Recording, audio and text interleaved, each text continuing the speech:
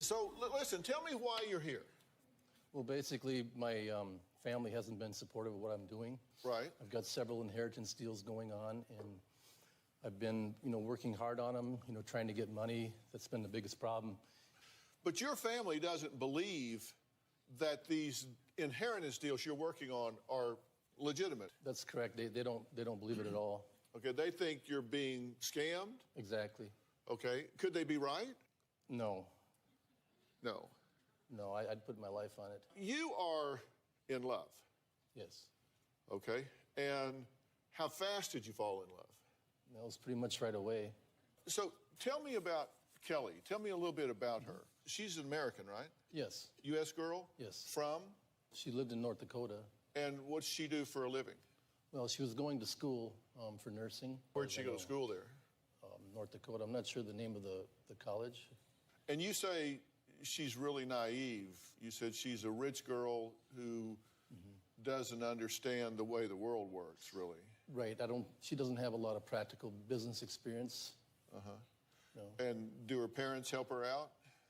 Well, I'm sure they did, but they were in a car accident back in 2010. And that's the reason that, we're trying to get her inheritance. So they've been, gone for about 4 years already. Okay. And they were killed in a car wreck in Ohio. In Ohio, right. You know that because she told you about that. Right. At this point, she's stuck in Nigeria? Yes. She's been there for a couple of years. What was she doing over there? Well, she has to be there to sign and to help the transaction along. I mean, it's her inheritance. Now, how much time have you actually spent with her personally, just the two of you together, one-on-one? We've never met personally. I mean, it's usually just through Yahoo Messenger that we talk. And this has been going on for 29 months. Yes. And that's one of the reasons you know this is for real, is because what scam would go on for 29 months? Well, yeah, right. I mean, I think people have better things to do than, try and get money from somebody that doesn't have any for 29 months. That was the Dr. Phil show from a couple of years ago.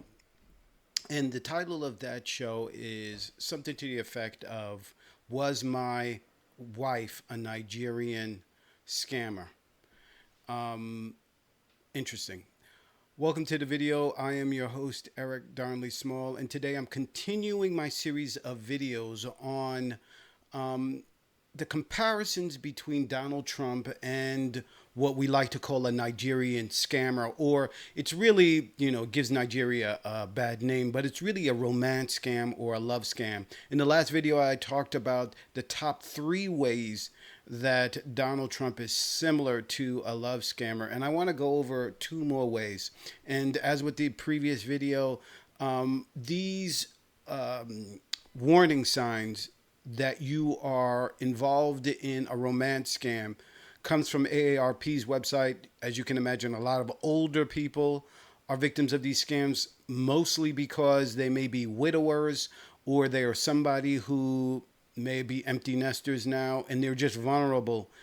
They don't understand the internet. They are people who maybe come from a generation where you give people the benefit of the doubt.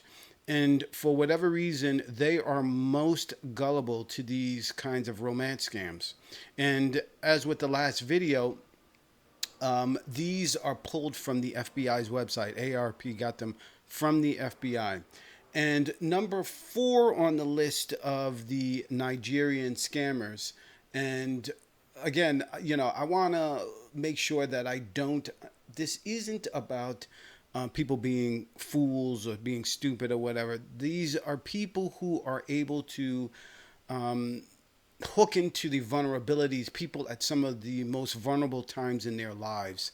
And they are taken advantage of by these predators. And what I think the Dr. Phil show, and the reason why I keep bringing Dr. Phil into this, and I want to talk about it, is this, in order to fix what's broken in America, and this is a broken system, and it's primarily Republicans, but it's a lot of Republicans, and they're all Americans, so some independents and some Democrats, I would assume, but they're Americans. And it's very serious when the President of the United States, when you vote in a man who's President of the United States, who is so clearly unfit and so clearly corrupt, so clearly a liar. And a lot of these things that the romance scam that the FBI warns about, and one of the similarities you're going to find in these videos is that they're all lies. And in order to fix what is broken, you first have to identify what is broken. You have to come to a conclusion about what the problem is. The first solution to any problem is understanding and agreeing that there is a problem and understanding the problem.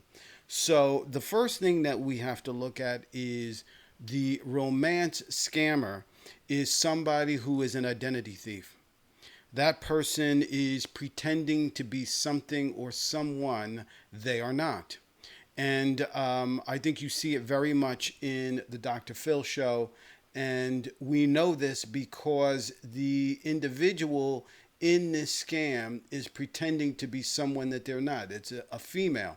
And I just want to pause and bring this image up just in case you guys may have forgotten it. But this guy thinks that he is dealing with this person, this woman here, who is a student at a school, according to what the scammer has told them.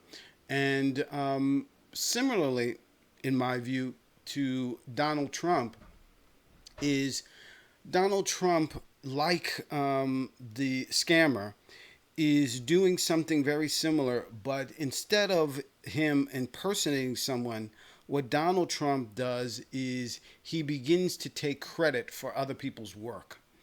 And he is a guy who is more than willing to take credit for all the good and take no responsibility for any of the blame, any of the bad.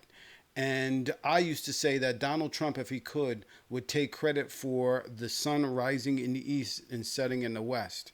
So what example do I have of that?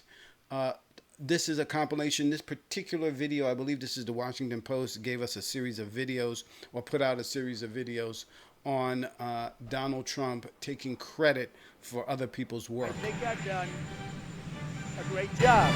I'm getting credit from the Real News for doing a great job. This administration does a tremendous job, and we don't get credit for it. We've already signed 88 pieces of legislation. We get no credit. Legislative approvals, for which I'm given no credit. I have cut billions and billions of dollars off plane contracts sitting here. Do they give me credit? No. Do I get credit for saving $1 billion? Not really. Nobody's going to give me credit, but that's okay, because the people know. But we've established a very good relationship. We're given no credit for it. I'm getting a lot of credit for what we're doing foreign. I'm the only person in the history of our country that could really decimate ISIS. Everybody gives me credit for decimating ISIS. You got to pay up. You got to pay more. Secretary General gave you the credit. He gave me all of the credit. Look at the economy. Take a look. Are you getting the credit?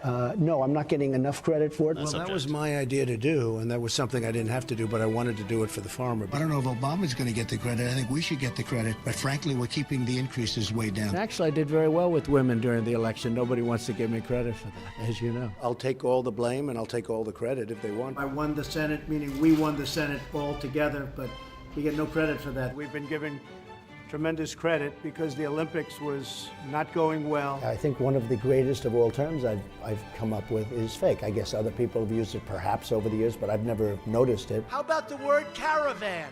Caravan. I think that was one of mine. Remember the attack on Merry Christmas?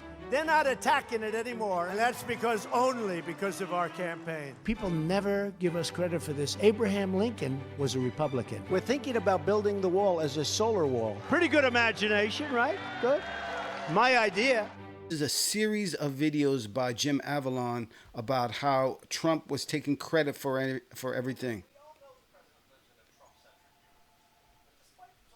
Hold on, let me get you some audio here.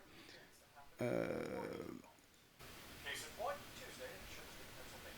was the Trump administration that made it possible, no one else. Maybe the no one else was a tell, because it turns out that $6 billion plant was announced back in 2012 under, you guessed it, President Obama. And this happens a lot. Back in 2017, BuzzFeed published a litany under the headline, "Trump keeps taking credit for deals struck while Obama was president." The article included everything from Ford plants to jobs at Charter Communications and SoftBank. But sometimes Trump takes credit for entire industries. Steel was dead. Your business was dead. Okay? I don't want to be overly crude. Your business was dead. So, about that death. According to Trump's own Bureau of Labor Statistics, employment in the steel industry wasn't dead then, but it is on the decline now. But that's okay, because there are more steel plants open than ever before, right? U.S. Steel just announced they're expanding or building 6 new facilities. Not so much. He said that a year ago, and PolitiFact called it completely false. And in June, U.S. Steel announced that it was reducing production at 2 plants in large part because of Trump's tariffs. But that's okay. Trump saved the trucking industry, right? I love trucks of all types. Even when I was a little boy at 4 years old, my mother would say, "You love trucks." I do. You'd be hard-pressed to find any 4-year-old who doesn't love trucks, but generally the fascination wears off. But if you really love trucks and truckers that much, you probably wouldn't take away their tax deduction on daily expenses or relax the rules on required breaks for drivers. But the false claim he claims most might be something called Veterans' Choice. I came back to my people, I had experts, and I said, I have a great idea. These lines for the veterans are too long. Let's let them go outside, go to a private doctor. I said, man, am I smart. Okay, pro tip. Watch out for people who say, man, am I smart. But it is a good idea. So good, in fact, that it was a bill co-sponsored by John McCain and signed into law by President Obama back in 2014.